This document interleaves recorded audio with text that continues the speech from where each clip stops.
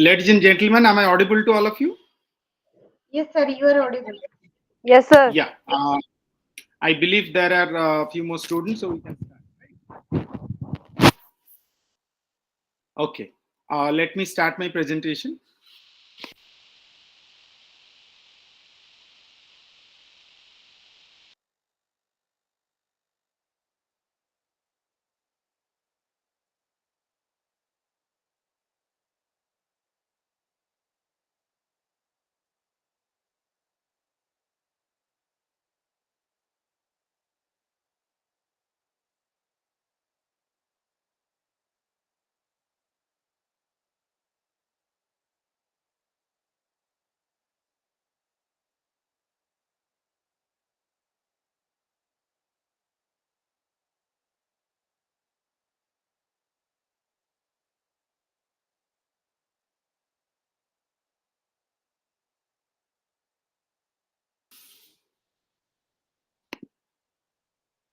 Yeah.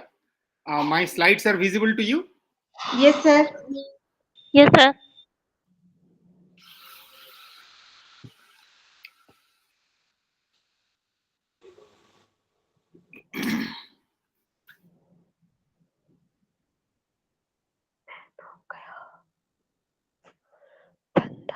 Okay, ladies and gentlemen, we are going to start block 2 of our, MEG-08. I'm Dr. Sasibhushan Naik, and we are supposed to discuss A Grain of Wheat by Ngugi wa Thiong'o, right?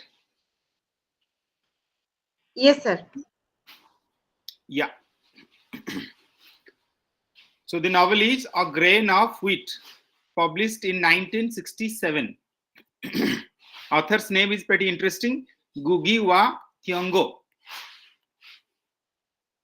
He was born in 1938, and he is, I believe that he's alive. He is around 85 right now.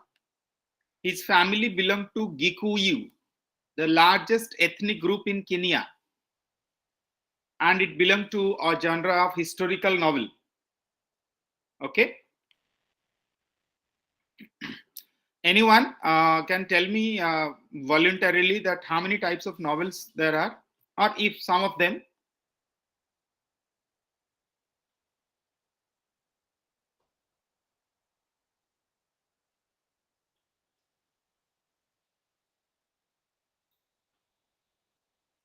Any idea? Sir, novels, it is based on like your some fiction novels. Sorry. Sir, novels, that is one of the that biography or anything that is called another that is not novel, but fiction novels are also there. Okay. No, there are many types of novels. We'll discuss that later. But for your understanding, you must understand that it is one of the types historical novel that belongs to. I mean, it is based on some kind of historical data or historical events or history per se. Okay. Yes, sir. And the setting is a fictitious Thabai village in Kenya in 1963. And mind you, this novels, kind of story, goes back and forth from past to present. So don't get confused. And it is narrated by a third person omniscient narrator. What do you mean by that? That means it is written in third person, and the narrator knows everything and he is everywhere. Okay. So whoever is narrating the story, he or she has all the information. And you must understand that after completing A Grain of Wheat, Gugi became a Fanonist Marxist and rejected Christianity and began writing only in Gikuyu. Gikuyu is local language of Kenya. Understood? Yes, sir. Okay. And before I move on, I must tell you a bit about uh, Gugi and his literary work or biography. You should know that. Is this the first time you are hearing his name? Ngugi wa Thiong'o? Yes, sir. For me, Yes, it sir. is first. Yes, Yes, sir. sir. Okay, no problem. Ngugi wa Thiong'o was born and baptized as James Ngugi in British-controlled Kenya in 1938. Okay. Ngugi and his family were members of Gikuyu. Okay. In Kenya, there are all other similar names like Kikuyu, Ogiku. These are the names which are related to the Gikuyu community. It is the largest ethnic group in Kenya. You understand ethnic group? Traditional, sir? Yes, kind of. Even from his early childhood, Ngugi's life was framed by the Kenyan struggle against the British. And last evening, we were debating and discussing the post-colonial landscape, literary landscape, right? Yes, sir. So this particular novel absolutely fits into the scheme of things of post-colonial writing or new literatures of English. In that context, the Kenyan struggle for independence against the Britishers is highlighted in this novel. His family was heavily involved in the Mau Mau freedom fighting movement. Like in India, we had civil disobedience. We had something like Quit India movement or independent struggle, which was led by Gandhiji, right? Yes, sir. Okay. So primarily the story follows 4 days preceding the Kenyan independence in December 1963. So you have to remember the timeline. But Ngugi talks of events from the British settlement in Kenya in the early 20th century when the British occupiers forced tribal groups off their land and harassed the local people. And what is Mau Mau uprising? The Mau Mau uprising began in 1952 as a coalition of the Gikuyu, Meru, and Embu people of Kenya. They waged a war on British colonial forces, playing an important role in forcing them to leave Kenya.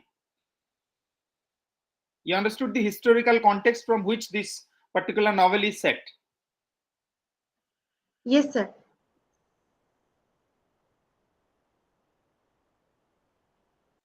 Okay.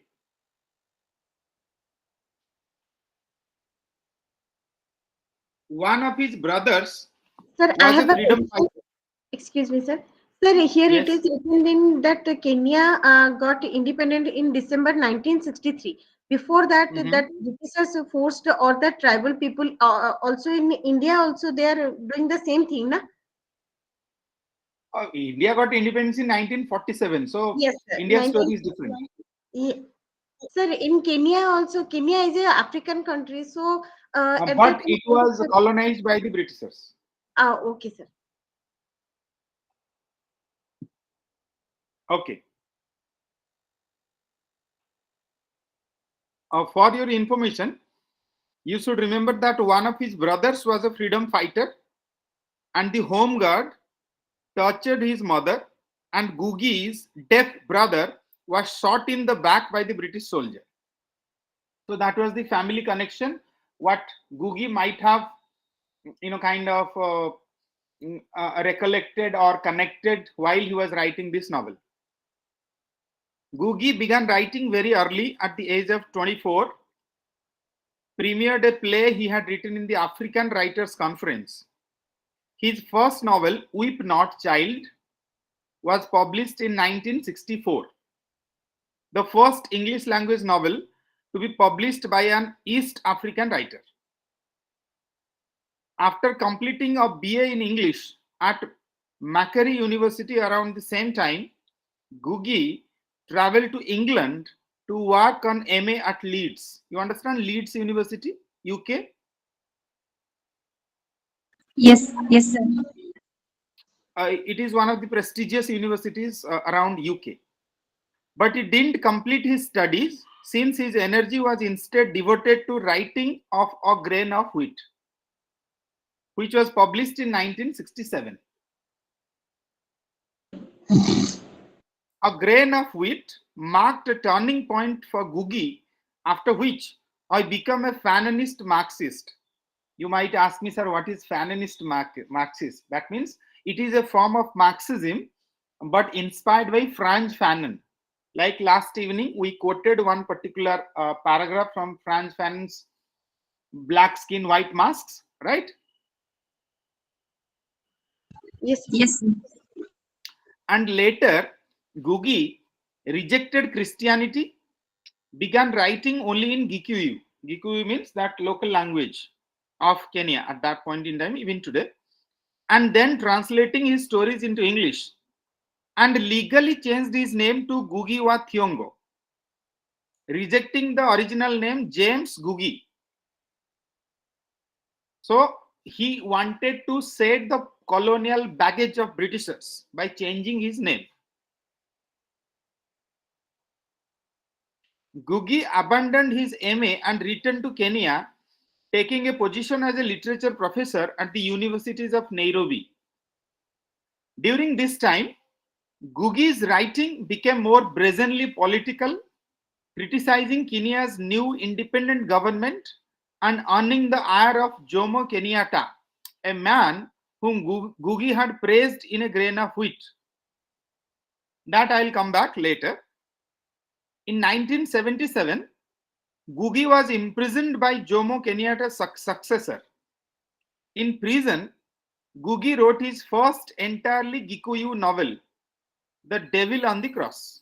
That is the translated name of his Gikuyu novel. And he wrote it on prison toilet paper. You imagine? Prison toilet paper. Toilet paper. Yes. That was the passion for this man. It was so driven. He was so enraged against the Britishers that, and his spirit, his drive, and his motivation was so high that he could write a novel out of toilet paper. Following his release, after some years, he was released. Ngugi and his family were exiled from Kenya. He continued to write, publishing books and essays as late as 2012. 2012. And teach as a visiting professor at several universities around Europe, America, including Yale, Beirut University in Germany, and Newark University in USA. Ngugi revisited East Africa in 2004, but never moved back to his home country. He never went back to Kenya. So that is Ngugi wa Thiong'o's short biography. Understood? Yes, sir. Now let's look at the historical context of A Grain of Wheat. A Grain of Wheat is set in the 4 days preceding Kenyan independence in December 1963. But the author recalls events far back as British settlement in Kenya in the first 2 decades of the 20th century, when the British occupiers forced tribal groups off their land, making them squatters and often using them as forced labor to propel their expansion across Kenya. So Britishers were using Kenya, residents of Kenya as forced laborers. Most significant to this story, however, is the Mau Mau uprising, like I told you earlier, also known as the emergency, which Ngugi's own family took part in. So Ngugi's own family also took part in the freedom struggle of Kenya. The Mau Mau uprising began in 1952 as a coalition of the Gikuyu, Meru, Embu, like I have already told you in the earlier slide, who waged war on British colonial forces, including both British army soldiers as well as Gikuyu who chose to side with the British colonizers. Imagine a situation if Indians were fighting a battle with the Britishers, and if some of us had actually supported the Britishers, they would automatically be the enemy of our people, right? So that's Yes, what sir. happened with Kenyan people.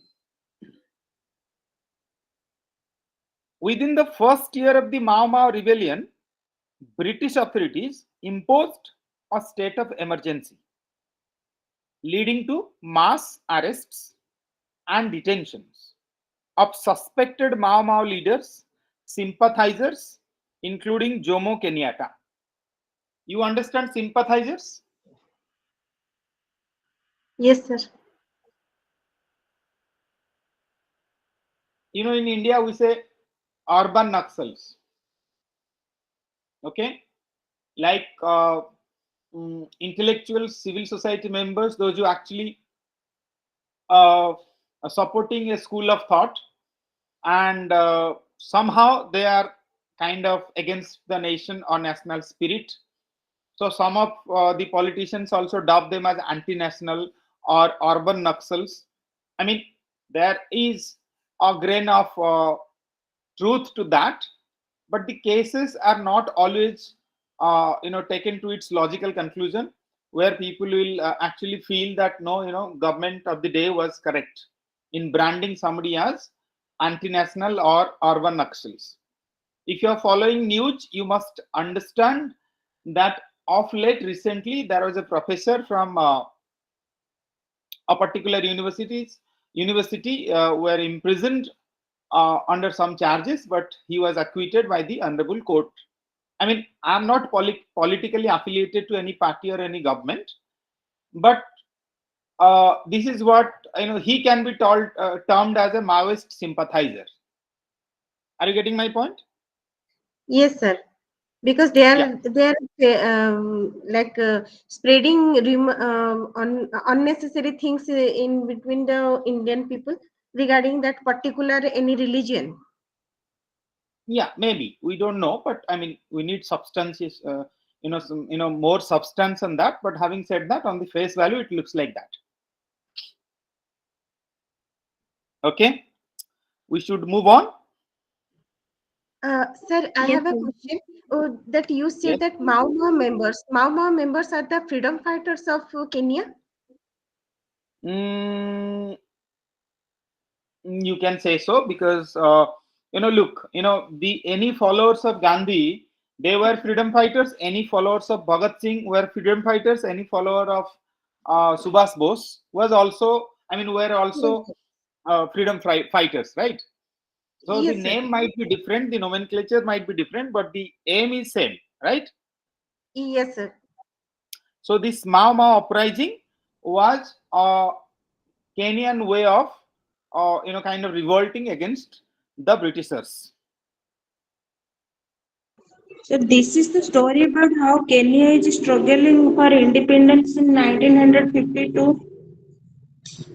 Yeah, it is related to that, but not as a whole.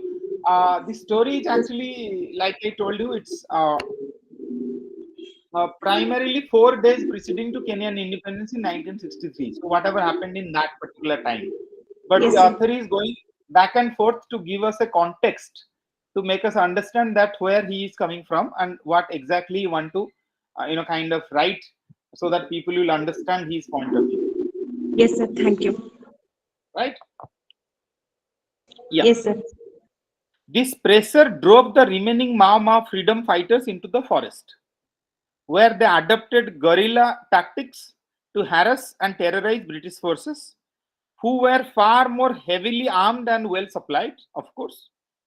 Although the Mau Mau primary leader, Dedan Kimathi, was captured in 1956, signaling a formal defeat, various factions of Mau Mau fighters continued to wage their local wars against the British all the way until independence, playing a significant role in forcing the British to cede control of Kenya back to the Kenyan people.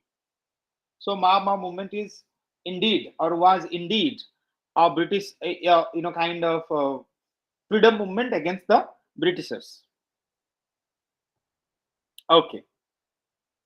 Yes, sir. So what are the other works of or other books related to grain of wheat, and what are the works which are connected in terms of African literature or new literatures or Nigerian literatures? Okay. Gugi's writing played a formative role in the development of African literature distributed to a global audience, as well as chronicling East Africa's struggle against British colonialism. Gugi himself was a close contemporary of Chinua Achebe, author of Things Fall Apart, widely considered the greatest masterpiece of African literature, which describes life in pre-colonial Nigeria. This book describes pre-colonial Kenya and sorry, and that book considers pre-colonial Nigeria and the British arrival in the 19th century. Another notable contemporary includes Nigerian playwright Ole Soyinka. Like we are going to read a text of Ole Soyinka, maybe possibly tomorrow, whose plays chronicling and criticizing both colonial rule and the independent Nigerian government. The most famous of which is Death and King's Horsemen, earned him imprisonment and exile from Nigeria. That means I'm talking of Ole Soyinka, right? The most famous of which is earned him imprisonment and exile from Nigeria, but also the 1986 Nobel Prize in Literature. A third important contemporary is Tanzanian post-colonial author Abdul Raza Gurna, author of Paradise, a novel that sought to counter dominant Western imaginings of Africa propagated by Joseph Conrad's infamous Heart of Darkness. For your information, I should tell you Abdul Raza Gurna recently got the Nobel Prize for 2023. Okay. Sir, Abdul Raza Gurna got Nobel Prize on Literature. I think so. I think we need to cross check. I believe so. Abdul Raza Gurna, Tanzanian British novelist.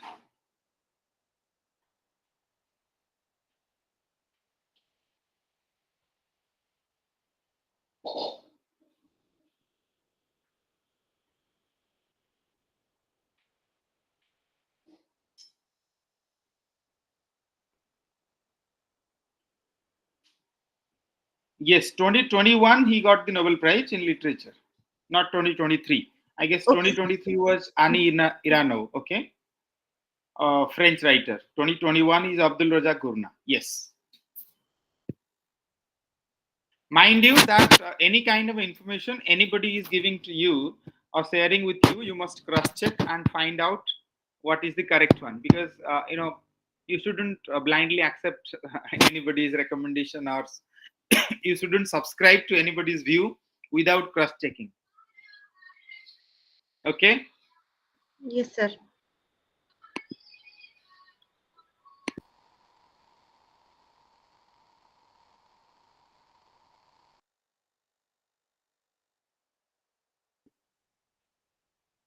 Yeah, am I audible?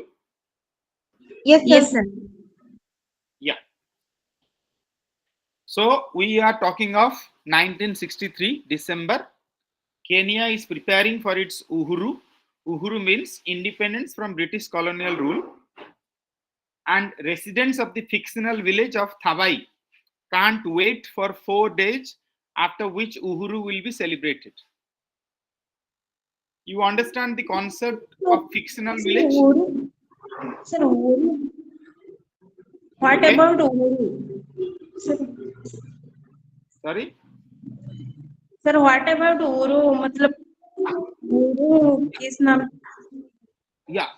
Uhuru is a kind of, you can call it a festival, you can call it the kind of post-independent celebration. Okay, so that is what Kenya is preparing for in 1963, and the story revolving around that. Uhuru is just a name of the celebration of independence. And the residents of the fictional village of Thavai can't wait for 4 days, after which Uhuru will be celebrated. So this is what important in this context of the novel, the text, that these 4 days is very important in the context of this text. However, few villagers are still troubled by their chaotic past under the British rule. They remember days from the emergency when any person could be forcibly captured, imprisoned, and tortured as suspected Mao Mao members. Like you go to Chhattisgarh, you go to certain other parts of Naxalite affected areas. The police has the jurisdiction, or the BSF or CRPF has the jurisdiction that they can catch anybody and kind of torture them, imprison them, ask them a lot of uncomfortable questions, because they begin to suspect anybody and everybody of Maoist links. Likewise, during the emergency in Kenya, Britishers used to forcibly capture anybody or imprison anybody or torture or ask a lot of questions to anybody in the name of security. A grain of wheat therefore shifts from present to past and vice versa. Did you get that? Yes, sir. Yes, Sir, sir. I have a question that here you say you asked a question that what is fictional village? Fictional village, that means it is giving the story, and the village, which is the name of the village, is fitting for the story. Is it correct? Not really. I mean, you have a point though, but actually, fictional village, there is no real village in that name. But Okay, sir. in the context of the text or the novel, the writer has created that name and imaginary name, and he's using that. Like in R.K. Narayan's writings, you have Malgudi. Yes, sir. In Malgudi days. Yes. So Malgudi is a fictional town. There is no such town as Malgudi. Okay.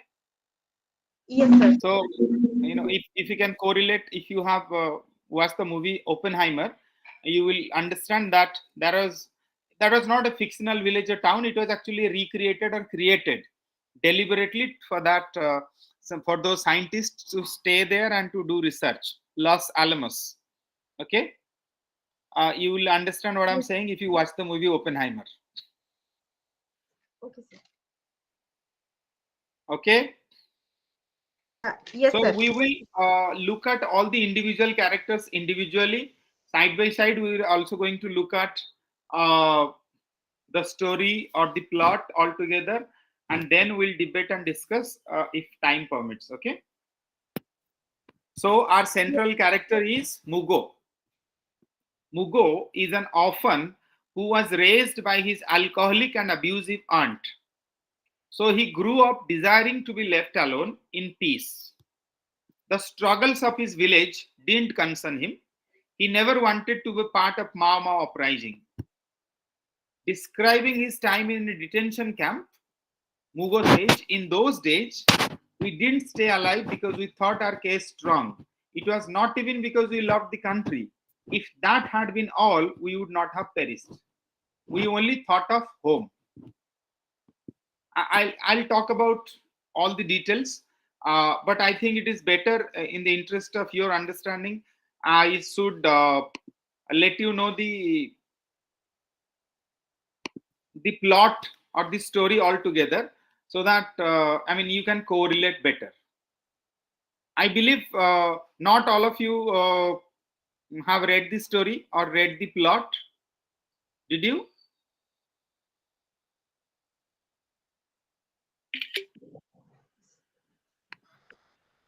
Sir, due to signal issue, I couldn't actually able to hear you. Can you please repeat that line, which what you are Yeah, saying? I mean to say, did you read that? Read the text. I guess it is very short time between yesterday and today to read that. But do you have any idea about the plot line of the story of this particular text? No, sir. Okay, no No, sir. problem. I'll do that for you. No problem. Should I start? Yes, sir. Please. Yes, sir. Okay.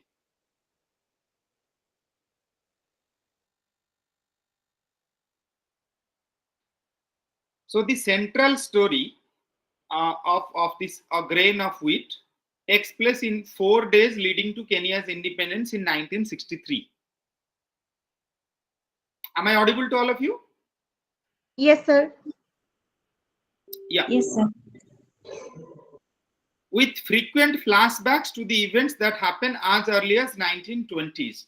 Like a Hindi movie or any movie, there are a lot of flashbacks in this novel. I mean, the writer is deliberately taking you to the past events, then he is bringing you back to the present story.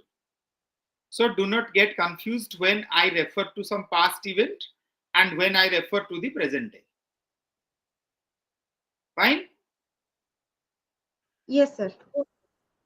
In the village of Thavai is fictional village, right? A man named Mugo desires to live a solitary life now that he has been released from the detention camps. Solitary life means he wants to stay alone, right? Without the kind of noise of the surroundings or without any connection to anybody else. However, he is unwillingly engaged by the movement, that Mau Mau movement. Kenya's League of Freedom Fighters and nationalists bent on reclaiming their sovereignty from British colonialists. The movement seems pervasive throughout rural Kenya, although no one is sure exactly when or how it began. It is generally assumed that it formed shortly after the first white missionaries arrived from England, who slowly and deceitfully gathered power and land for themselves before making a way for British soldiers and administrators.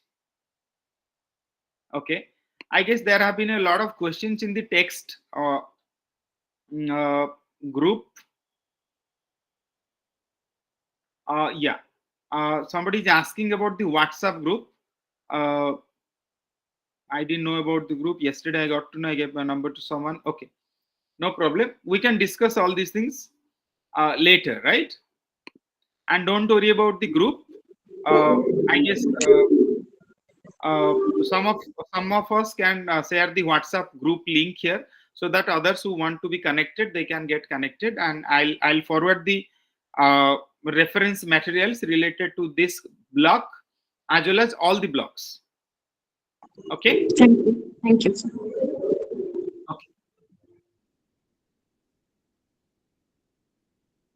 Sometimes what happens, this class is being recorded, right? And if you talk or if you write a lot of text messages in the group, it also gets recorded in the video itself. So it's not fair, I think. But whatever you have, we can discuss towards the end of the class. Okay. And if we fail to meet the target or the timeline of 2 hours, we can take our conversation to WhatsApp and some other place, no problem. But in any case, I will share with you all the materials. Okay, nothing to worry. Fine. I guess last evening I also did share a lot of materials related to introductory material to new literatures in English.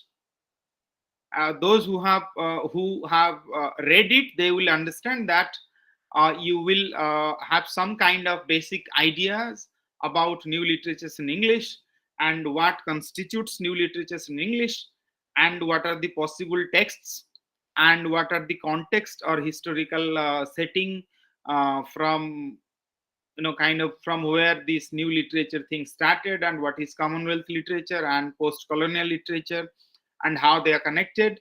So please be patient and you will get your chance to speak as well as you will get your materials, right? Whatever I have, I'll forward it to you. No problem. Okay. Subhasri Senapati is writing, I'm extremely sorry, sir. I didn't know the information. No problem. You will get all the information. I guess by the time we are talking, I guess Salman has been kind enough to send the WhatsApp link in this group text box, so you can click that and get it, and you can get into the group. Okay. Should I start again or should I resume from where I left? Yes, sir, please. Okay. Please, sir, continue. Yeah. So you have Mugo as the central character. Mugo has had only one interaction with the movement when at the meeting where he heard Kihika. Kihika is another character. Okay, I'll discuss more about Kihika.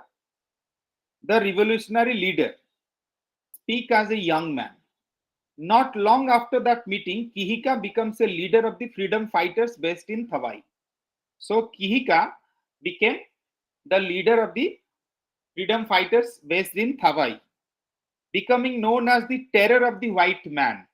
He was called as the terror of the white man because he was very brave and he was ready to sacrifice his life and he was ready to take any Britisher's life as well. Although he is eventually captured and executed, Kihika's martyrdom becomes a symbol of the movement. Representatives from the party and the prominent members of the village, a shopkeeper named Gikonyo, and two village elders who devoted their entire lives to the movement. Then you have Warui and Wambui. These are minor characters. I will Excuse me, discuss sir. more about the characters in detail in my slides. Yes. Sir, what is the meaning of martyrdom? Martyrdom means, like you say in Hindi, that wo shahid ho gaya, right? I mean, somebody who is sacrificing his or her life for the nation or for the freedom struggle. So Oh, once you die in the battlefield, then you become a martyr, right? And you get martyrdom, right? That okay, means sir. if you are dying for a good cause, you can be a martyr, right? Yes, sir. Yes. Okay.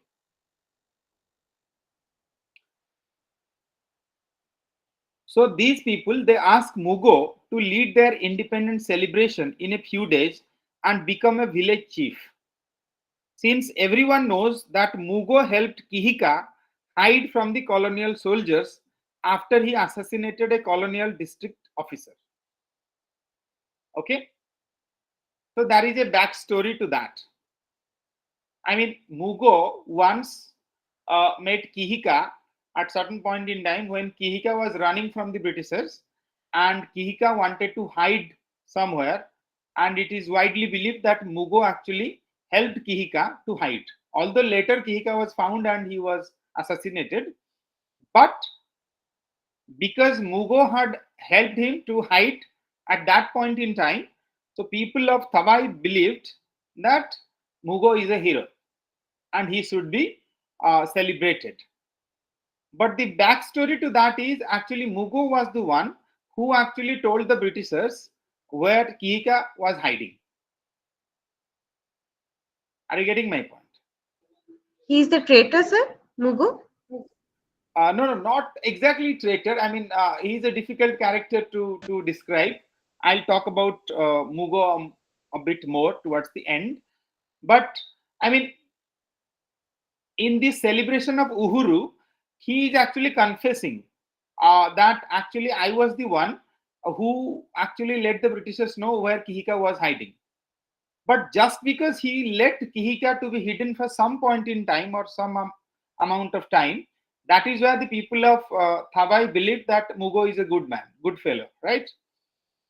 And they also celebrated Mugo's bravery towards the end when everybody else is proposing him to be the village chief and everybody else is asking him that to speak a few words about this Uhuru celebration.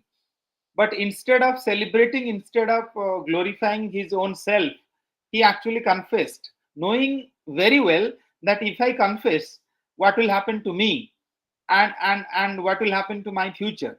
So that the very act is being celebrated in the text. That is how Mugo has been celebrated in the whole context of this particular text. Are you getting my point? Yes, sir. if you look at in a plain manner, you'll say, okay, he's not a good man. He shouldn't have let the Britishers know where Kihika was. But if you critically analyze his role at that point in time, he did that. But later he realized that it was a huge blunder on my part, and I shouldn't have done that. Then once he realized, but he lived with that kind of guilt for a very long period of time. When the actually time came uh, to take the credit for that, he didn't take the credit for that. Rather, he actually confessed his whole crime or sin or whatever you call it. Are you getting my point? Yes, sir. Yeah. Okay. So this is the some context setting I did. Now I'll go back to my slides, and once the slides are done, then I'll come back to story again, just to maintain this going back and forth scenario of this writer Gugi. Okay. Yes, sir.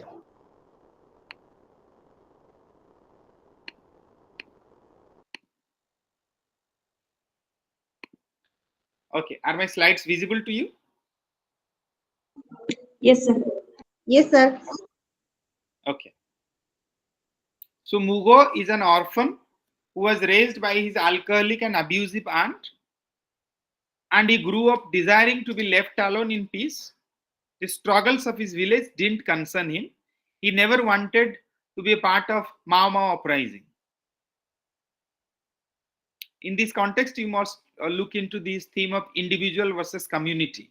Like, however, one evening, the patriotic Kihika killed the cruel district officer, Robson, and ran to Mugo's hut for shelter. Unwillingly, Mugo shelters Kihika, and when Kihika is assassinated, Mugo becomes a village hero. I mean, of course, Kihika was assassinated.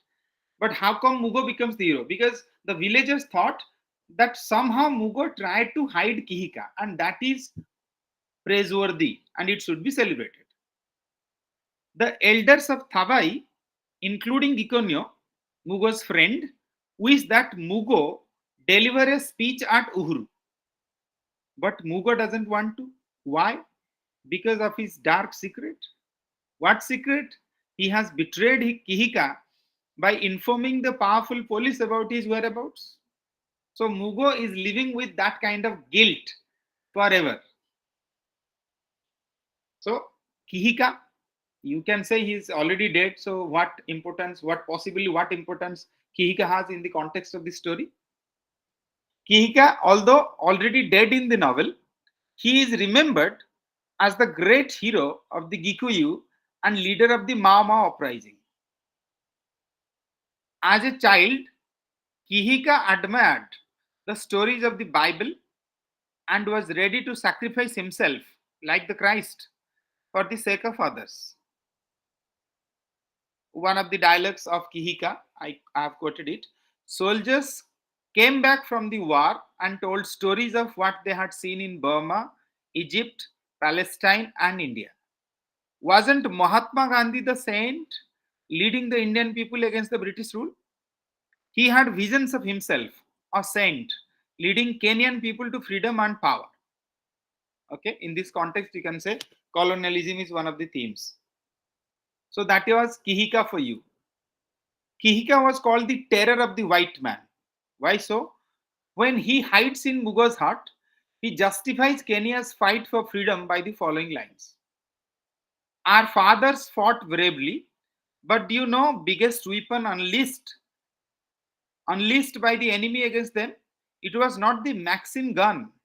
It was the division amongst them. Why? Because the people united in faith are stronger than the bomb. They shall not tremble or run away before the sword. He encourages Mugo to be a member of the Mao Mao movement, even if he had not taken an oath. For any kind of group, if you want to become a member of that group, you have to take an allegiance oath. Like our ministers and politicians do take oath, although that is not so meaningful or they are not honest about that. But there is a tradition of doing that.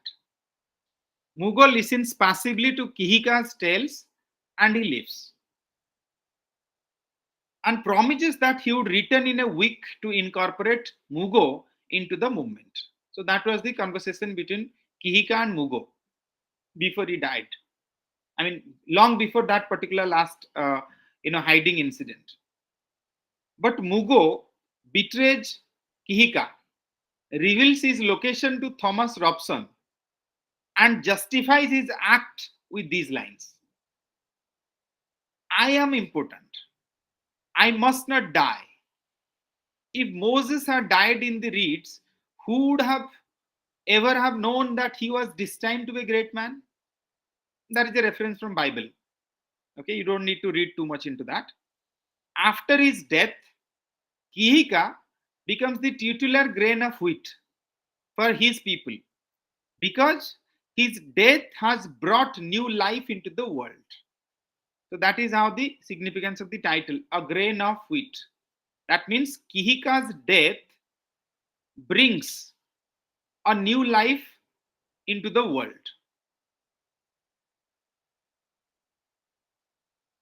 So in this context, you can ask that how come this colonizing thing happened in Kenya?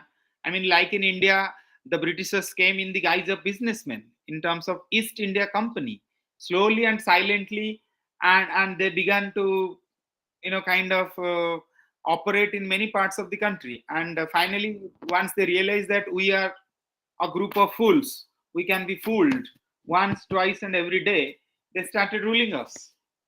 So likewise, the white missionaries, they went to Kenya. They preached the teaching of the Bible with peace and humility. Slowly, they gathered power and land for themselves. And they made way for British soldiers and administrators. Okay. Another quote: the Kenyans looked beyond the laughing face of the white man and suddenly saw a long line of other red strangers who carried not the Bible but the sword. The iron snake was quickly wriggling towards Nairobi for a thorough exploitation of the hinterland. That means iron snake means train. Okay. Yeah. So the next character, Gikonyo. Gikonyo and his mother were abandoned by his father when he was young. He grew up in poverty, working as a carpenter. Later, he fell in love with a village girl named Mumbi. Then they married. Soon he was arrested and taken to detention camp on suspicion of having sworn the oath as Mau Mau movement. Since he could not bear the torture, he thought that revealing the truth will decrease the intensity of his punishment. So Gikonyo confessed. So that was, kind of character of Gikonyo for you. After 6 years, he returned to Mumbai only to find that she has had a son by Karanja. Then you might question, who is Karanja? Karanja is the antagonist of this particular text. He is the villain. Karanja is the rival of Gikonyo. Gikonyo greedily sought sore pleasure from this reflection, which he saw as a terrible revelation. To live and die alone is the ultimate truth. I mean, after knowing this thing. Thus, Gikonyo and Mumbi are an estranged couple in the novel. You understand estranged couple?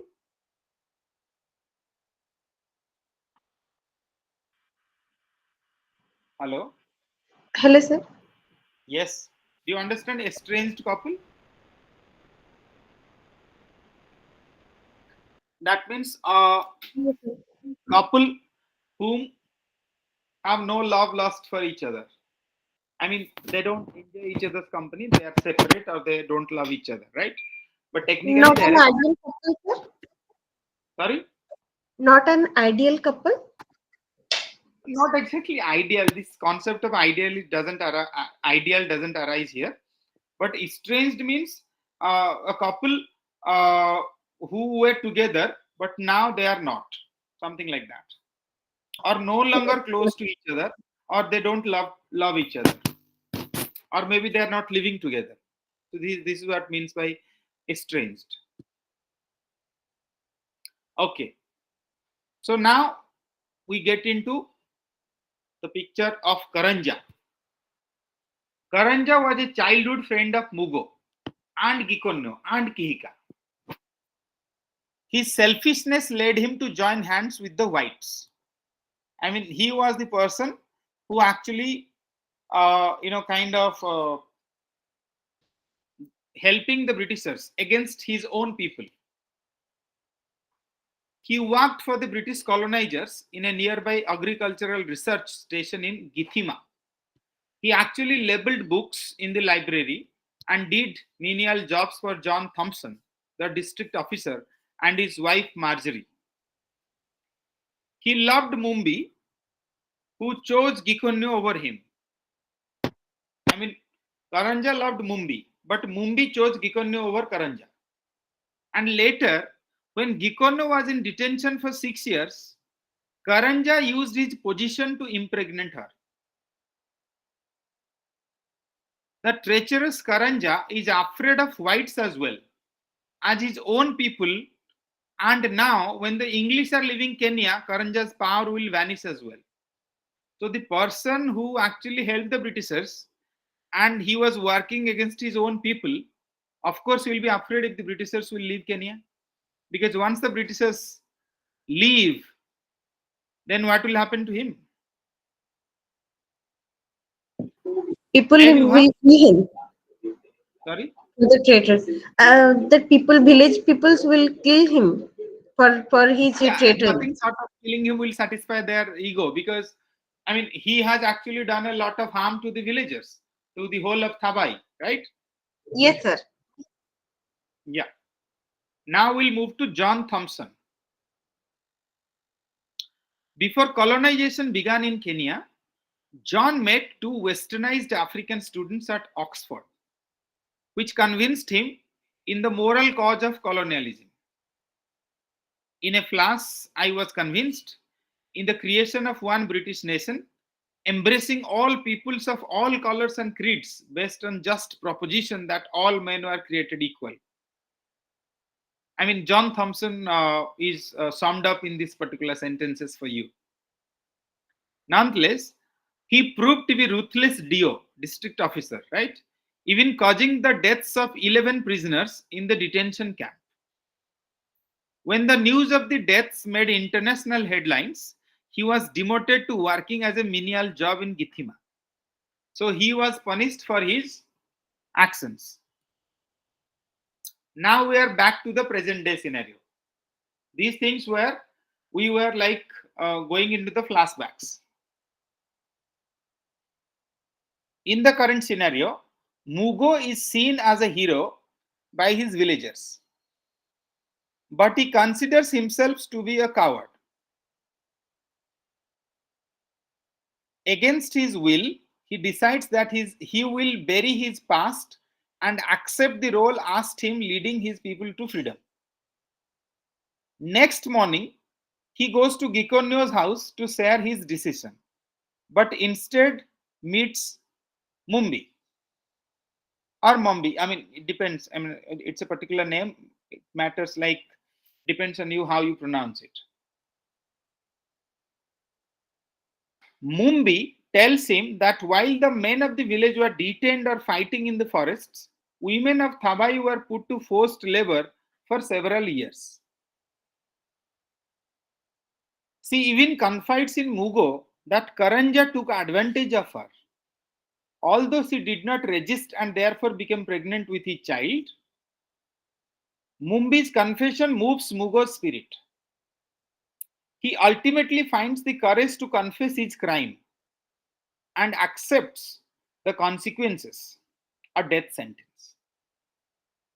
In the novel, it has written like that: Mugo had always found it difficult to make decisions, recoiling as if by instinct from setting in motion a course of action whose consequences he could not determine before the start.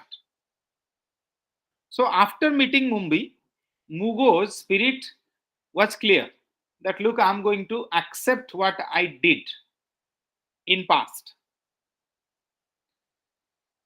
So in Uhuru Day or on Uhuru Day, Thabai is singing and dancing. The celebrations begin at night.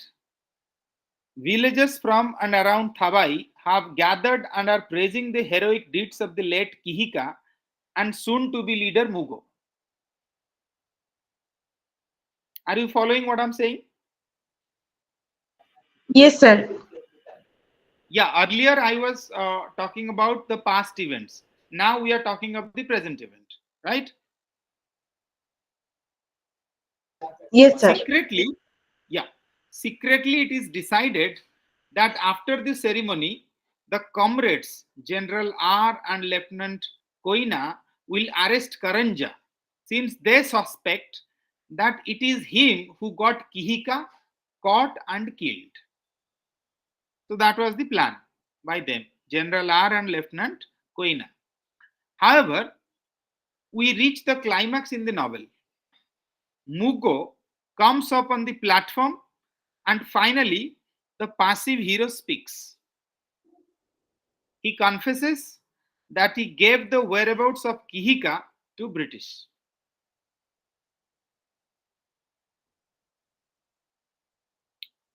Silence surrounds the villagers, shocked, and none of them turn violent as they let Mugo walk away unharmed. Mugo was expecting nothing sort of death sentence, but they were shocked, they were silent, they were not violent, they let Mugo walk away unharmed.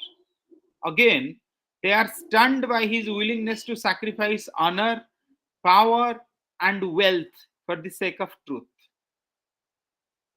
So they were stunned by his willingness to sacrifice honor, power, and wealth for the sake of truth. So this is what sums up character of Mugo for you. So in the last scene, what happens? Mugo accepts his execution in the forest peacefully. Karanja lives Thabai forever in shame because he can't go back to his own people because he has already harmed them enough. Gikonyo realizes that he has treated Mumbi wrongfully and begins to take the first steps of improving their marriage.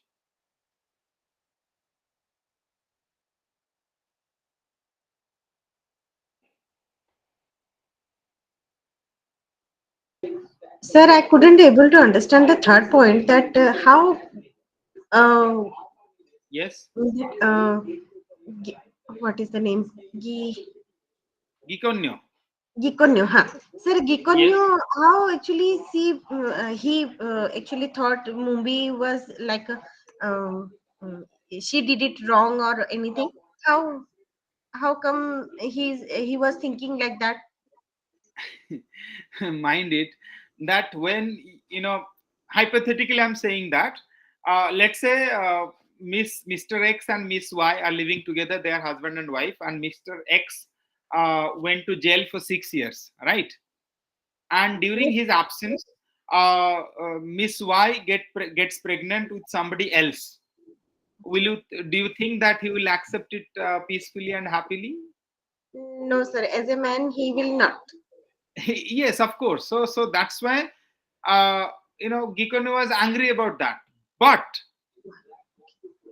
and how he was treated wrongly, I mean Mumbi was treated wrongfully by Gikonyo was prior to this Karanja episode.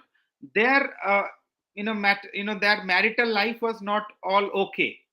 They were estranged lovers or man and wife, because long before Karanja actually came into the scene, they were not having good equation with each other. That means Mumbi and Gikonyo, right? So that is Um, why Gikonyo felt that very bad towards the end, that I shouldn't have done that. I should be responsible for this, whatever happened. I shouldn't have done something which would have let me into jail, and I shouldn't have left Mumbi alone. And if I had not been in jail and I was having a good relation with Mumbi, then Karanja would never have existed in a relationship. So it is not Karanja, rather I am to be blamed for whatever happened. So that was his thought process. okay, now I got, sir. Thank you, sir. Okay. Okay. So, out of these characters, which character actually you like most? Karanja, Gikonyo, Mumbi, Kihika, and others. So that orphan by moon. Mugo. Mugo. Yes, sir.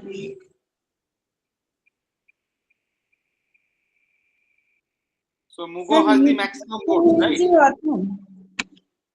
Sir, he is a Sorry. orphan. He is a orphan Yes. Yes. child. Yes. Yes. Yes. Okay, that's what I mentioned. At the beginning, right? Yes, sir. Okay. Now we'll go to other aspect of the text, like the themes, symbols, and other. Okay.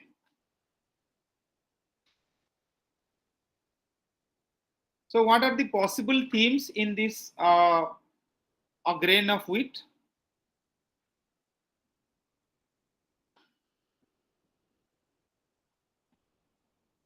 Sir, a grain of wheat is the storyline, we can say, for Kenya's struggle for the country's freedom. Struggle for independence, colonialism, you can say. Yes, sir. Yes, sir. And another prominent theme could be individual versus community. Yes, sir. And in terms of Mugo, it can be guilt and redemption. Yes, sir. And in terms of Christian missionaries, at the beginning, you can say Christianity, and there are also biblical references. Sir, individuality, one of them. Yes. And in terms of gender and power, it can be one of them. Yes, sir. Okay.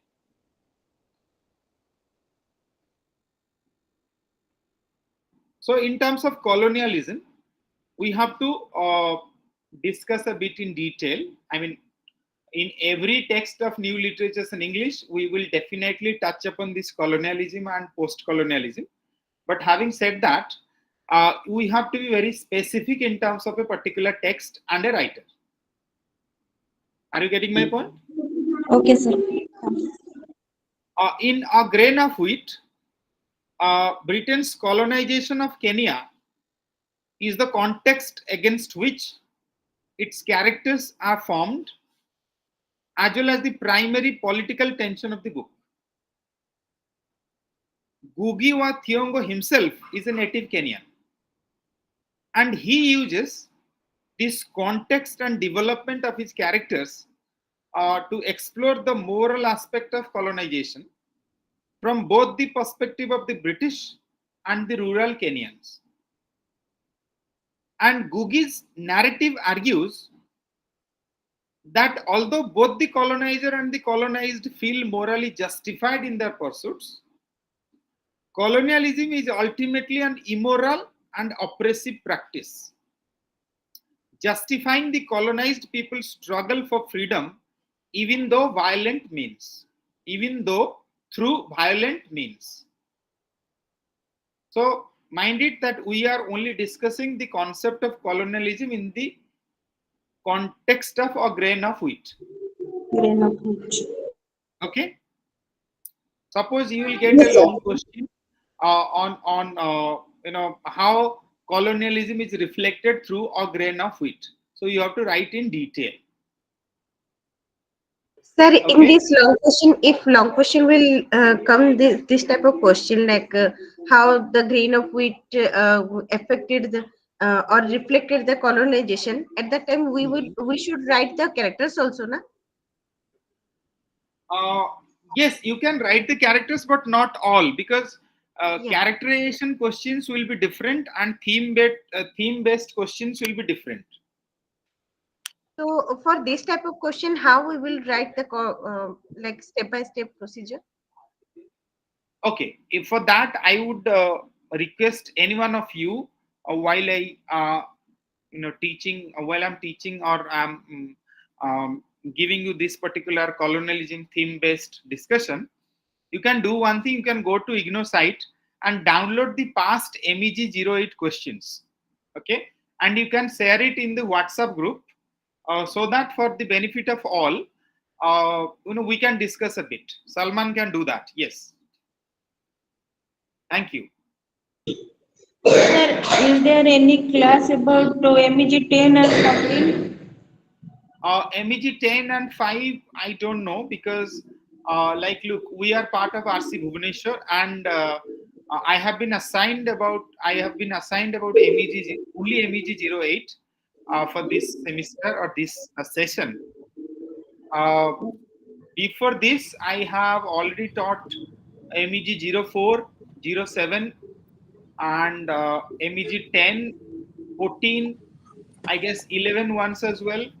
But this time I have Sir, not been 12. assigned. Any idea about 12, sir, please? 12, what MEG is the 12. paper? 12, Canadian literature, sir. New Canadian Yes, Canadian sir, literature. new literature. Canadian literature. Okay, no, I mean, I have never taught Canadian literature in IGNO, but Acha. Okay, okay. MEG 4, 7, 8, 10, 11, and 14, I believe so. Sir, I have 14, 10 and 7. So, 7 is so Indian literature in English, right? yes, sir. I believe you will get the link uh, for respective papers and respective. I guess the consolidated links must have been shared with your in your email IDs, Yes, sir. Email ID. or the RC people might have added you in some kind of WhatsApp group or Telegram group where you will get all the information. Sir, actually, before your class, I think MEG-08, before that, the previous week, actually completed the MEG-07 subject. Okay, okay, maybe, yes.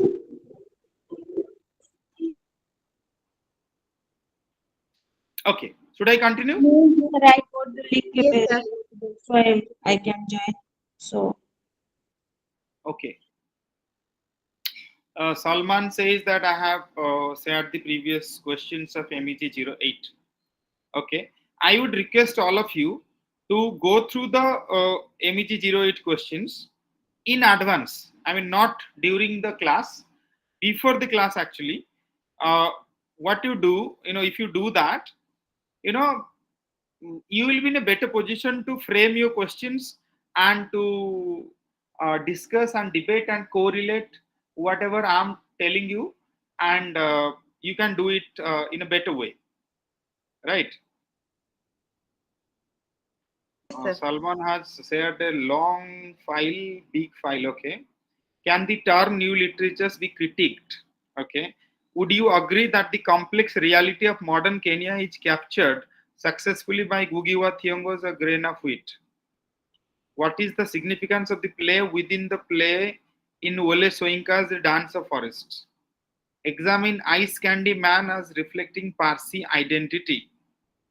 Critically examine the manner in which irony and humor are used in A House for Mr. Biswas. Trace the influence of calypso in Derek Walcott's poetry. Analyze the insider-outsider dynamics in the solid mandala. Does the past have any significance of Hagar Shipley's in the Stone Angel? Okay. In the context of this particular text, I can, question number 2 of June 2023 MEG-08, would you agree that the complex reality of modern Kenya is captured successfully by Ngugi wa Thiong'o's A Grain of Wheat? If this is the question, then your approach should be following. Like, uh, you should start with a bit of information or background information about Ngugi wa Thiong'o, then his other works and his works and biography. Then you introduce the text A Grain of Wheat.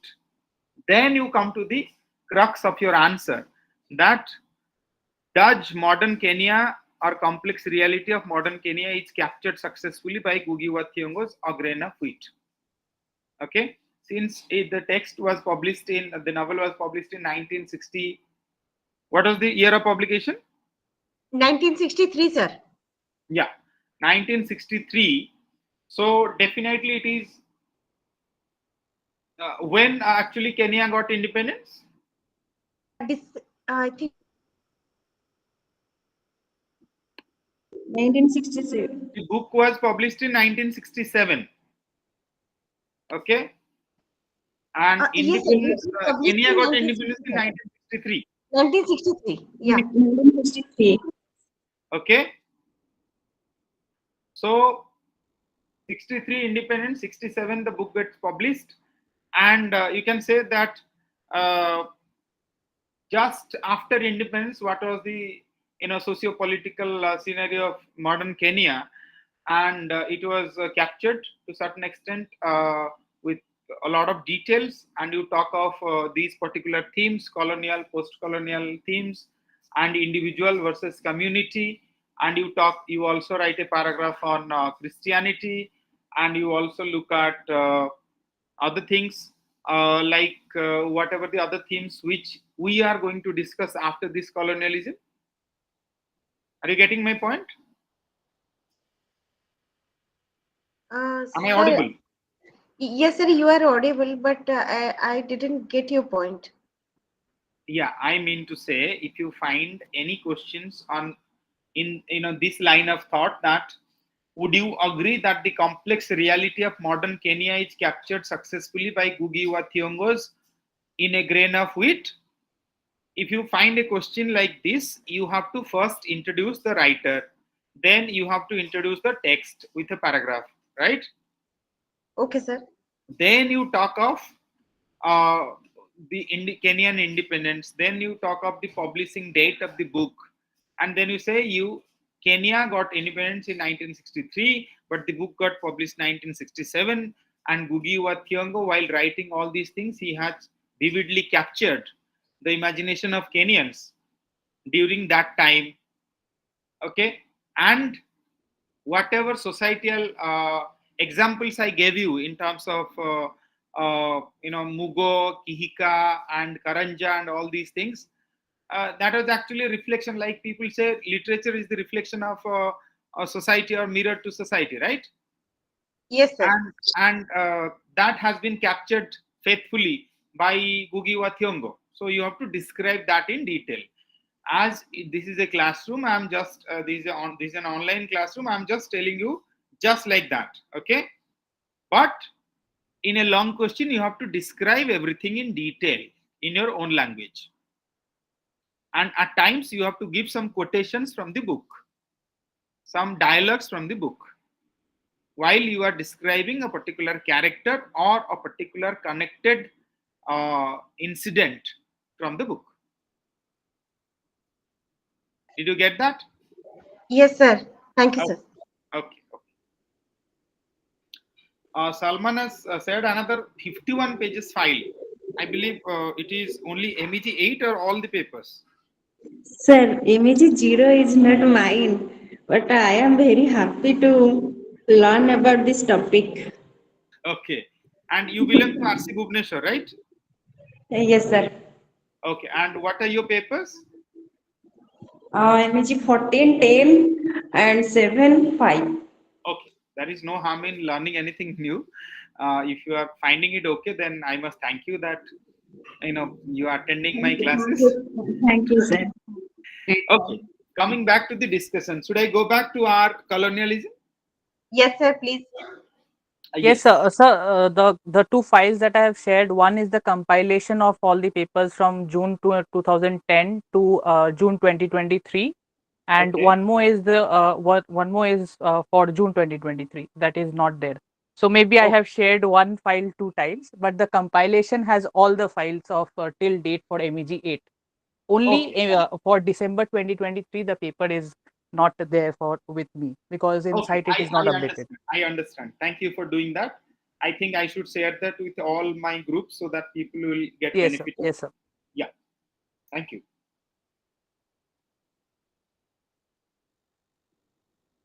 The British colonialist and the Kenyan freedom fighters, the Mau Mau movement, want fundamentally opposing futures for Kenya, pitting them at war with each other and creating a moral tension over the future of Kenya.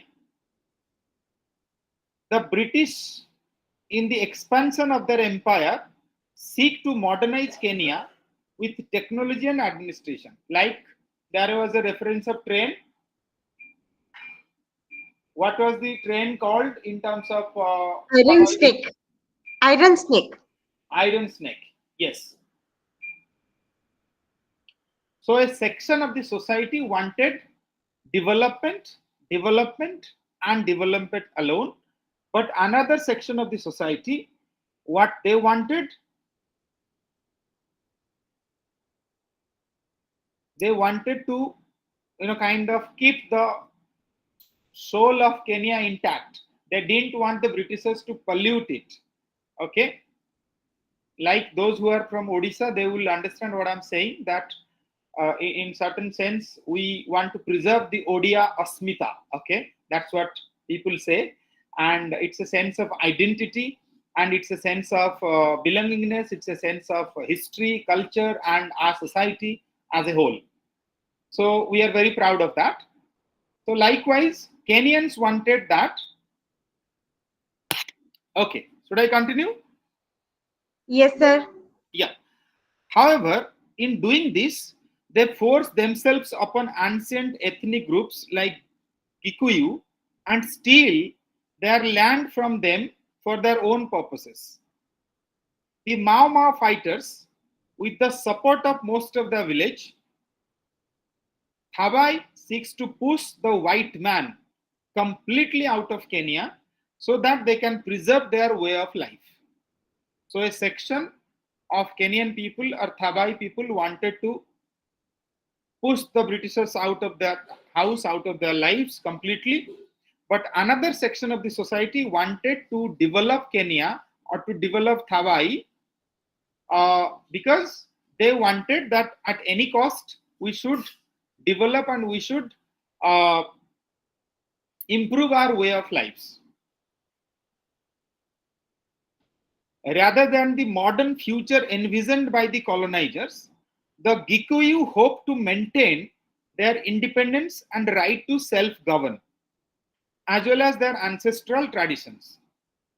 The moral tension over the future of Kenya is exemplified by the fact that some of the Kenyans and even some Gikuyu chose to align themselves with the British and adopt their vision of the future as Kenya's best option. This makes colonization more than simply a conflict between nations, but a conflict between moral ideals, Western imperialism versus Kenyan traditions. So if you want to write about colonialism as a whole, you have to justify your argument. You have to build your argument in your questions or in your exam papers, that slowly and silently you will take the evaluator with you deep into your answer sheet and let him or her believe that you have understood the text and the surrounding context very clearly. Only then you will get a lot of marks, and possibly you will do very good in the end semester examinations. And mind you, you should also, those who have taken MEG-08, not many people around all of India have chosen MEG-8, because some of them do consider MEG-8 is very difficult. Okay, but there lies also another opportunity in this difficulty. Okay, and I shouldn't be glorifying myself, but I should tell you that I was the university topper in PG diploma in journalism and mass communication in IGNO, and I was the gold medalist for that.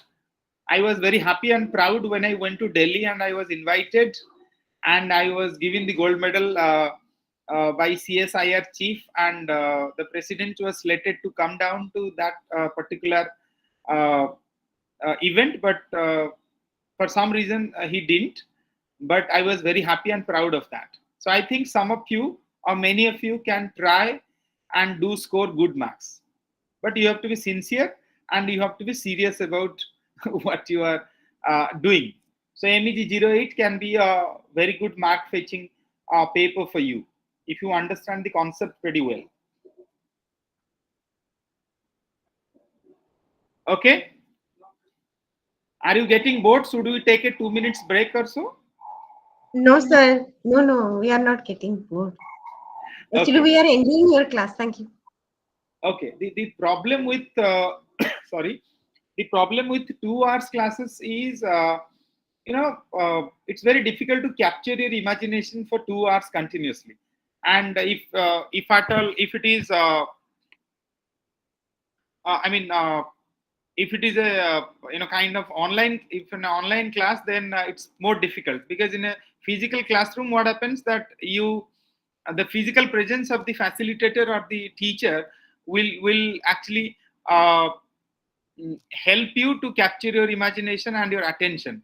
But in an online class, sometimes some people take it very easy and they do other stuff while being logged in. So that's why sometimes there is some communication gap or something like that. Should I continue? Yes, sir. Okay. So there are two sections of society who fought with each other in terms of development and in terms of preserving the Kenyans' way of life.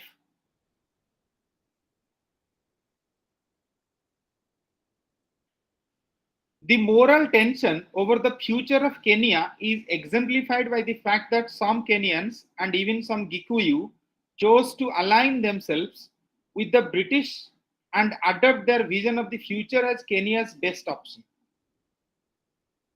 So I've already discussed these things. So both the colonizer and the colonized see themselves as the righteous, heroic figure working for the good of humanity, and their enemies as evil. This is exemplified in the story by mirrored characters of John Thompson and Kihika. John Thompson, the English regional governor, is an evangelist of British colonialism, believing it to be a moralizing and purifying force of human progress. Decades before this story takes place, John meets two African students studying in a British institution who were thoroughly knowledgeable of Western history and literature and convinced British imperialism's benefits to the world. When the Britishers were ruling over us, they consistently told us that you are not good enough to rule yourselves. So God has actually sent us to look after you, to take care of you, to rule over you. Okay. So this is Yes, sir. about Thompson and Kihika. Yes. Nothing, sir. Actually, in education system also they implied the same thing, na, sir? Yes. Okay. So this is John Thompson for you. So he did that he tried to convince everybody that British way of life is better than your Kenyan way of life. So better you fall in line and you accept our way of life, and that will be pretty helpful for you. But if you go separate ways, like your Kenyan way of life, that might not be in sync with the modern day world. If you look at Kihika's character, he is a young Gikuyu, he is a young Gikuyu man and is raised on stories of British oppression and injustice, inspired by Gandhiji's rejection of the imperialism in India. There is a reference to Gandhi as well. With his own eyes, Kihika sees how the British have forced Gikuyu tribe who take their relationship to their ancestral lands very seriously out of their original territory. Like in Bengali, we say Ma, Mati, and Manus. And in Odia, we say those who are from RC Bhubaneswar, they will correlate what I'm saying. That, there is a particular song in Odia that, which translates loosely to this, that You have to love your mother, you have to love your motherland, and if you don't love your mother and motherland and your mother tongue, then you are worthless. Okay, so I mean, in Odia we say Matrubhumi, Matrubhasa, Ma. So you have to love these three things. I mean, not Sir, exactly things. I mean, uh, these things are established in Bande Utkala Janani song. yes, of course. So that is, kind of represented in many other languages, including Odia, Bengali, and Hindi. I mean, many aspects of this has already been covered in many regional languages. So Kihika's school of, he belongs to a school of thought where he believes that Britishers are the real villains and they should be driven out, and we should take care of our lives and we should rule ourselves. And these Britishers are not good for our tribe; they should be driven out. And he believed that Britishers have stolen their lands and resettled them in British controlled districts. Furthermore, for the last three generations of the British colonialists have subjected Kihika's people to forced labor and made them pay heavy prices or taxes, often with the threat of detention, rape, and murder. From an early age, Kihika knows his life's calling is to lead the moral fight against the British. In Kihika's eyes, the scenes of the colonizers are obvious, suggesting that colonization is not the establishment of moral society, but of an evil social order, the righteous cause of Kenyan freedom. So, this is about colonialism in terms of one of the prominent themes of a grain of wheat. Another one important theme is the individual versus the community. Okay, a grain of wheat's narrative is framed between the Gikuyu tribesmen Mugo and Kihika, who are fundamentally opposites to each other. I mean, in terms of their worldviews, Mugo wants nothing more than to be left alone. He doesn't want to be involved in Thawai's conflict with the Britishers, while Kihika is the self sacrificing leader of the freedom fighters. Nobody has asked Kihika to be a freedom fighter, but he chose to be. Nobody has asked Mugo to be a silent spectator, but he chose to be. Are you getting my point? Yes, sir.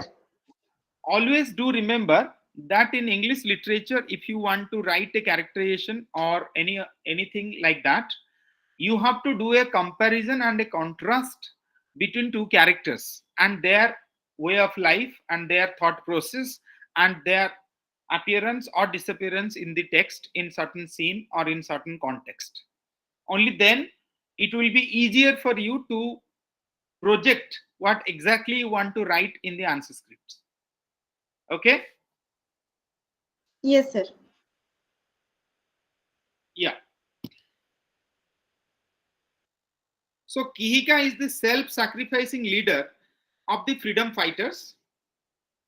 Through the contrast between their characterizations, the narrative argues that although the desire to live independent and unburdened life is understandable, it is virtually impossible because each person's life is interconnected with those around them.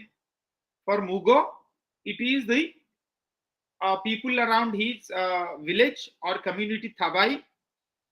For Kihika, it is also the village of a village or villagers of Thabai, which consequently makes them responsible for sharing the burdens of their community, even at the cost of great sacrifice. Are you getting my point? Yes, sir. Sir, here you said that Kihika is the character of self-sacrificing. Then Yes. Mugo, what we call Mugo, Mugo's character? I mean, look, it is about interpretation. I mean, Kihika has already sacrificed his life Yes, because sir. of this freedom struggle. Yes, But sir. as far as Mugo is concerned, I mean, he sacrificed everything in the last scene when he gave up his secret about Kihika's hideout and his involvement in Kihika being captured and killed. Sorry, are you Yes, sir. getting my point?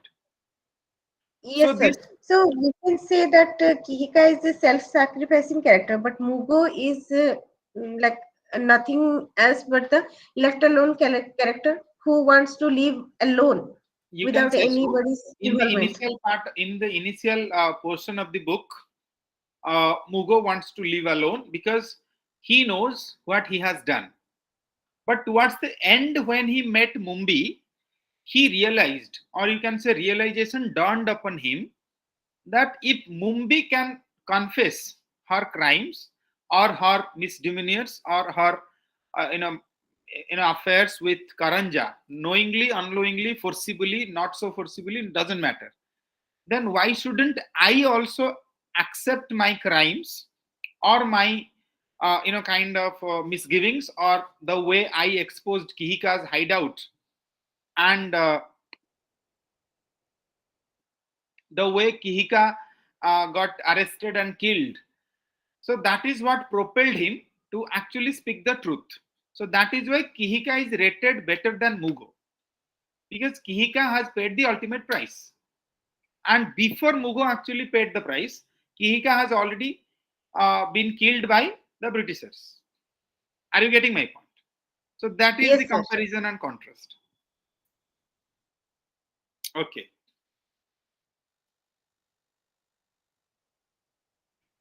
So it's actually a long discussion. I mean, we can always, discuss a lot about various themes, but due to lack of time, I'm not going into a lot of details. I'm just discussing a bit about all the aspects so that at least in these 2 hours, you will get a sense of what the story is, what are the characters, what are the main characters, and what are the minor characters, and a bit about the author and his biography and his other works, and the socio-political context, and themes and symbols and other stuff. But it is humanly impossible to capture everything in this 2 hour window. But we are trying our best as far as possible. Fine. Yes, sir. Now we'll talk of guilt and redemption in terms of Mugo and Gikonyo. Okay, both Mugo and his fellow villager Gikonyo carry the burden of guilt for secret crimes that they harbor for years, which mentally torment them. Although both men try to run from their guilt, they eventually realize they will only find relief and redemption when they willingly admit to their mistakes and face the consequences. Through Mugo's and Gikonyo's respective journeys, a grain of wheat argues that redemption and freedom from guilt can only be gained by open confession and willingness to face the consequences of one's actions. Are you getting my point? Yes, sir. So, if you have done any crime or any guilt, you have to live with that and you have to face the consequences. And you can only be able to have some kind of closure if and only if you are willing, and you are willing to sacrifice everything for that, and to confess that publicly and openly, and ready to face the consequences of your actions. Do you follow what I'm saying? Yes, sir. Both Mugo and Gikonyo carry shameful secrets spoken to no one. I mean, they didn't share that with anybody. Although there is little chance of either of them being found out, the burden of guilt mentally torments them, demonstrating the excruciating burden that hidden guilt becomes. I mean, of course, if you will keep a secret, how long you can keep a secret? there will be a time when you will become weak.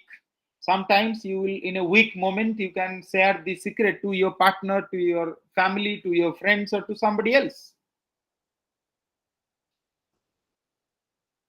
Although the Thabai villagers mistakenly view Mugo as a brave, noble hero who gave shelter to Kihika, it is revealed in the final act of the story that Mugo is responsible for his death,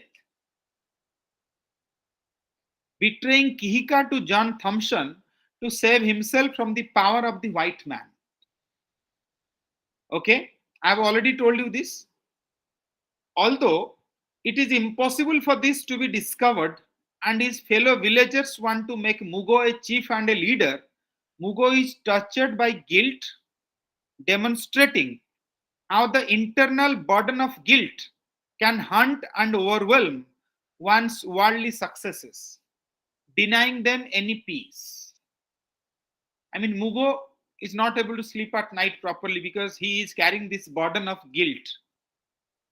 Like Mugo, Gikonyo also carries the shame of betrayal. In the detention camp, Gikonyo breaks his oath to the Mau Mau by confessing to be part of the resistance. So Gikonyo is guilty in two parts. One, that he was a member of Mau Mau uprising, and in the fear of torture, he actually accepts that I belong to Mau Mau community. And another crime of Gikonyo is he is not having a good equations with his own wife. Like Mugo, Gikonyo is hunted by his betrayal, imagining that he hears the footsteps of his guilt walking behind him at all hours. This pent up shame makes Gikonyo violently reject his wife Mumbi when he discovers upon returning home that she has had another man's child, that is Karanja. Gikonyo's rage, though directed at Mumbi, is truly towards himself for his own cowardice, illustrating the way in which harbored guilt affects not only oneself but the people around them. So this, the summary of this particular encounter of Gikonyo and Mugo, you can draw your own conclusions that it is very difficult to live with guilt. Are you getting my point? Yes, sir. So guilt and the burden of guilt is actually very burdensome thing to carry in your heart and your mind, and it can be very it can take a toll on your body and your mind and your happiness. Okay, another theme is Christianity. In a grain of wheat, Christianity occupies a complicated position. Both the imperial British and the freedom fighting Gikuyu utilize various aspects of the religion, and for Kenyans, it seems alternately a source of hope and a symbol of white man's invasion. Throughout the narrative, Gugi's depiction of Christianity suggests that it plays a complex role in Gikuyu's culture, acting sometimes as a tool of Western colonization, when integrated with traditional beliefs, a profound source of meaning and revolutionary spirit. I mean, if I maybe, if I'm permitted, should I ask anyone from our group who is attending the classes, or anyone from you is Christian by any chance? I shouldn't be asking you this, but I'm asking you because I'm going to give an example. So I don't want to offend anybody because this is going to be recorded and it might be kind of uploaded in YouTube for future reference of students. So that's why I want to play safe. But whatever I'm going to say, it's not anything offensive. I mean, if you look at Christianity in our part of the country, I mean Odisha itself, there are two schools of thoughts. One, that uh, in Christianity there is no concept of caste, but in Hinduism there is a concept of caste. The society is divided and further subdivided into many categories of castes. So that is one aspect where people from Hinduism tend to change to Christianity because they don't want to live in a society where there are a lot of divisions of caste and other aspects. But if you look at Christianity in Odisha, they are also criticized by some section of the society because in the guise of uh, you know uplifting a certain section of society by taking them to Christianity, they're actually involved in lot of conversions, religious conversions. So there has been a lot of documented and not so well documented historical evidences in our part of the world that uh, it happens. I do not support anything or I do not oppose anything, but I just gave you two schools of thoughts how people look at Christianity in our part of the world. Did you get my point? Yes, sir. Okay. Christianity initially enters into Kenya as a tool of colonialism, encouraging its adherents to adopt Western values and reject their traditional beliefs. The narrator recalls that the first white people to enter Kenya are Christian missionaries. You understand Christian missionaries?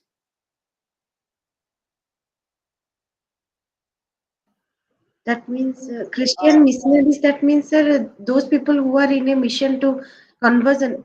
We are saying that. I mean, not exactly, to convert people, but they are under a mission to, kind of do a lot of publicity for Christianity and propaganda and a lot of kind of outreach activities to other communities and to let them know that how Christianity is a better option for you and what can it bring to your life and how it is better than your caste kind of complex society. So there are many aspects to that. However, when the missionaries suggest that Kenya should submit itself to live under the shadow of British authority and benevolence, their listeners only laugh at the idea, suggesting that the Kenyans do not perceive the threat hidden within this seemingly gentle Christian message. As Christianity's influence slowly grows, however, Kenyans converts begin rejecting their ancestral beliefs of the Christian missionaries over the beliefs of their Kenyan ancestors.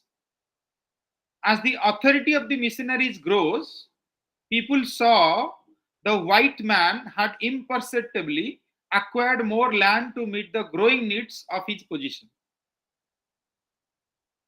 Okay? And before the local leaders can protest, other white men have arrived carrying not the Bible but the sword. So, in a grain of wheat, initially the Christians entered into Kenya as missionaries. But after some time, when they established themselves, then came the soldiers with a lot of guns and swords. So that's what Ngugi wa Thiong'o has written. Thus, Christianity revealed not to be a tool for salvation, but for invasion and colonization. So, initially, the term Christianity represented a tool for salvation, but later it was for invasion and colonization. So, this is Christianity for you as a theme for a grain of wheat. Now the next one is gender and power. Okay. Should I go back to my slides to help you a bit? Let me do that.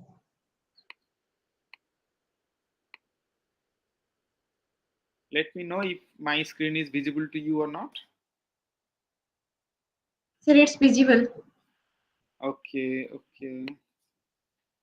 We have Mugo, Warui, older man. Okay. Okay. Okay. I will come back to the slides. Okay. Okay, no problem. Actually, I thought I had incorporated this gender and power in my slides, but I found out that due to lack of time, I mean, I didn't incorporate that in my slides. Okay, coming back to gender and power, all right? A grain of wheat's male characters are notably weak and indecisive, save for a rare few, while its female characters present themselves as confident, capable, and proud. You might have questions on this. Although women are socially disempowered in Gikuyu society, Gugi's depiction of his female characters argues that they are just as strong as men and often stronger, succeeding when men fail or are gripped with indecision. In a grain of wheat, Gikuyu women occupy a lower social status than men, as demonstrated by the lives of Gikonyo's mother and his wife Mumbi. Gikuyu society is polygamous in nature. You understand polygamous? Sir, no. Can you please explain polygamous? Polygamy means monogamy means like if you are allowed to have one partner, one life partner, or one husband or one wife. Polygamy means you are open and I mean it's you are allowed by law to have multiple husbands and wives, okay, or multiple marriages. So that is polygamy. So Gikuyu society is polygamous by nature, meaning that a single man often has many wives, which can lead to oppression and mistreatment of women with no forum to address their problems. This is illustrated by Gikonyo's mother's hardship. After growing tired of his mother, Gikonyo's father, who has many wives, simply forces her to leave, wandering homeless with her young son, where she will most likely die. I mean, you look at our, with due respect to our Muslim community, I mean, before this triple talaq and this civil code or whatever, I mean, this what can I say? Polygamy is allowed, right? But according to Hindu Marriage Act, I mean, old Hindu Marriage Act, you cannot marry twice as long as your original of the first wife or husband is alive.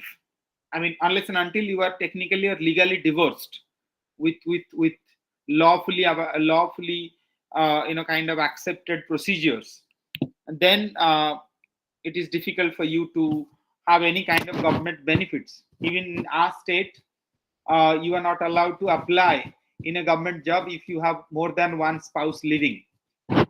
Okay, so this is a political thing. I shouldn't go there, but I'm just giving you the context. What I'm discussing, you should correlate what exactly we are getting into. Okay. However, through the determination of Gikonyo's mother, the two of them survive, also indicating her strength. Although the men in Gikuyu society have the ability to cast off their wives whenever they please, their wives do not enjoy the same freedom. like I told you, in our Muslim community, the women do not enjoy the same freedom of polygamy, or not that easy to be polygamous in nature. After Gikonyo strikes his wife, Mumbi, Mumbi leaves him. Although she is not immediately forced to return to her abusive husband, Mumbi's own father shames her for defying Gikonyos, saying, within quotes, in our time, a woman could take blow and blow from her husband without a thought of running back to her parents. This means it is very patriarchal in nature. I mean, the father of Mumbi. Mumbai.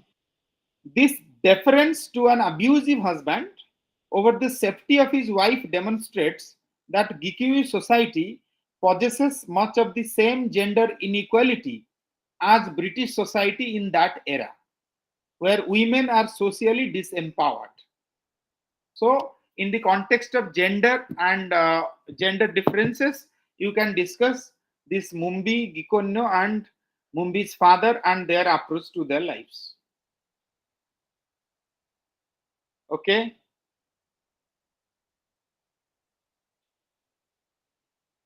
Are you getting my point? Yes, sir. Okay.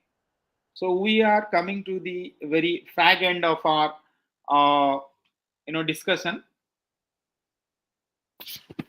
There are some other symbols what should have been discussed earlier, but due to the lack of time, I couldn't do it. We have something like Christ symbols. Okay. Kihika claims that all who stand up for Kenya are symbols for Christ. So I can say that you, Karanja, are Christ and I am Christ. Everybody who takes oath of unity to change things in Kenya is a Christ. So Christ as a symbol. Then you have Mugo's hut symbolizes himself because he wants to be left alone. It was built by him alone and is closed off and private and dark. It was an extension of himself, his hopes and his dreams. Then you have Karanja's hood. Karanja's hood is a symbol of the power he once held. It cloaks him, conceals him, and allows him to hold sway over people. It represents his hiding behind the power of British when he was home guard and a chief. And you may ask what is grains of wheat symbolizes in the text. Mugo and Kihika are the grains of wheat, which symbolizes their seeming insignificance with its concomitant reality and the fact that their death or planting brings about unity and healing or sustenance for the community as a whole. Community means the whole of Thawai. Okay. And in this context, you also should know that there is a sense of irony in to grain of wheat. Mugo's heroism. You know, can somebody tell me what is an irony?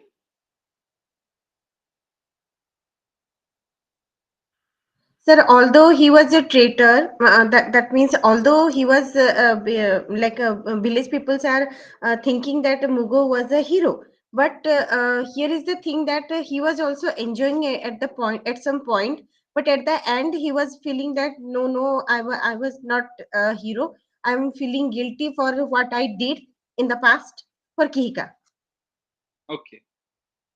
Okay.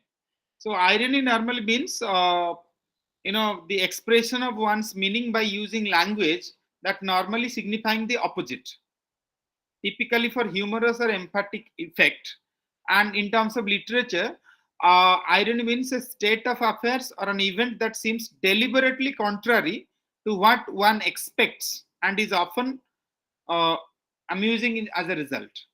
In this case, situational irony means you are expecting something else to be done or to happen, but the complete opposite happens. Is that the case? Yes, sir. It is the case because for Mugu, he was thinking like that, and at the end, the situation got changed because of his confession. Yes. Actually, I'm thinking like that. Yeah. So it is ironic that Mugo becomes a hero to the villagers and is asked to speak about Kihika at Uhuru when he is the man who betrayed the great hero. The line by refusing to lead, Mugo had become a legendary hero, exemplifies this irony. That means he was supposed to speak in a function where he was supposed to be coronated as the chief, but he was the actual, kind of person who actually betrayed Kihika, and he betrayed the whole community by doing so. So, second one is situational irony again, healing through betrayal. It is ironic that it takes a confession of an individual act of betrayal to bring about a modicum of healing for the community. So that is healing through betrayal. Then second last one is superficial independence. There is a deep rooted irony in the fact that Kenya, after Uhuru, will not be changed in a meaningful way because the pervasiveness of European colonialism and capitalism that have rendered many of its people materialistic and individualistic at the expense of their community. Then last one is situational irony again, Thompson's ideas. There is a great irony in Thompson's ideas and writings about the Africans being evil, savage, and morally ruined, because the white man is perhaps the best exemplar of those things. Okay, if time permits in future, I'll discuss more about these irony and situational irony and dramatic irony.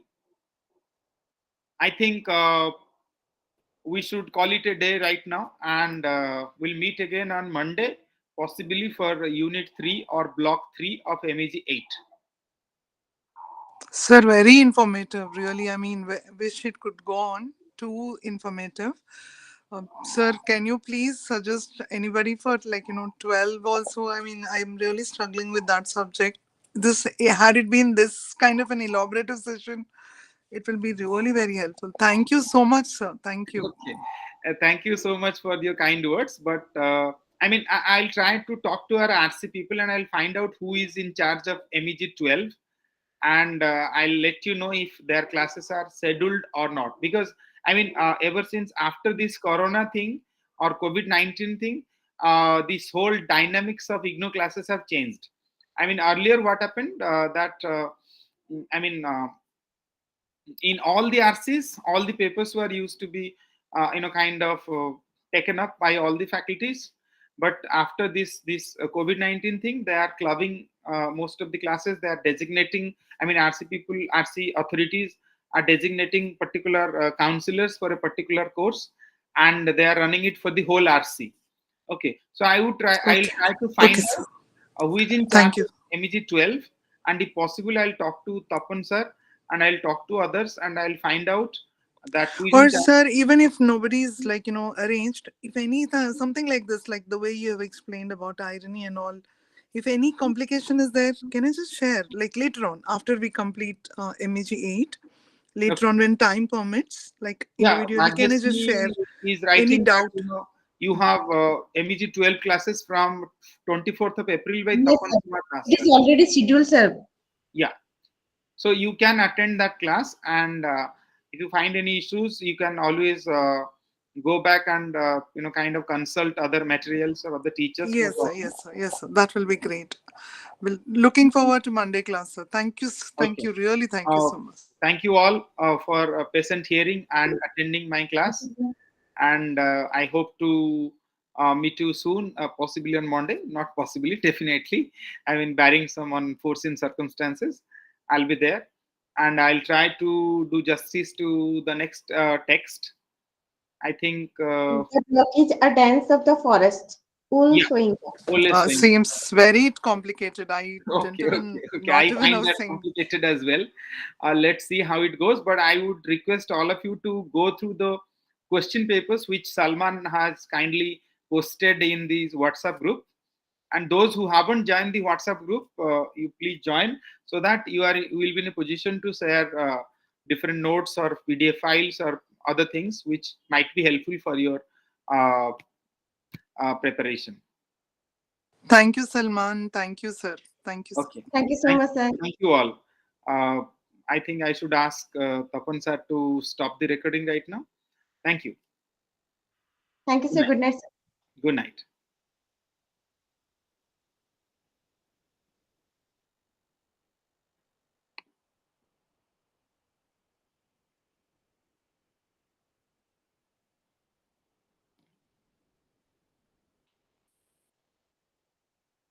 Sir, likewise, yesterday you will share the PDF for today's block. I do not have any specific PDF files for this uh, grain of wheat, but possibly I will share a few links if at all it may be helpful for you, and I'll try to find out some, because in what happens in some of the African writings or new literatures, the materials are not all that easy in the web, but in some cases there are, but in some cases it is not there. So we'll see how it goes, and if I find anything worth sharing, I'll definitely share with all of you. Yeah, okay, sir. Sir, as per the step by step you said, na, one by one, like colonization, individual versus community. So by that, if you have any PDF regarding little bit also, that will Okay. be very Yes. helpful. In that case, I think all of you should read the basic, kind of literary theory and literary criticism book, which will give you maybe I'll share one. No problem. I have one. I'll share a PDF file of literary terms and literary theory, so that it will be helpful for you to have some kind of better understanding of the fundamentals of colonialism, post-colonialism, Commonwealth literature, and diaspora, and all these concepts will be better understood if you go through that. Yes, sir, definitely. Thank you so much, sir, for your help. Thank you. Thank you. Thank you. Okay. Thank you. Uh, I would request our host from the RC section, please stop the recording so we can call it a day. We can stop it here. Thank you, sir.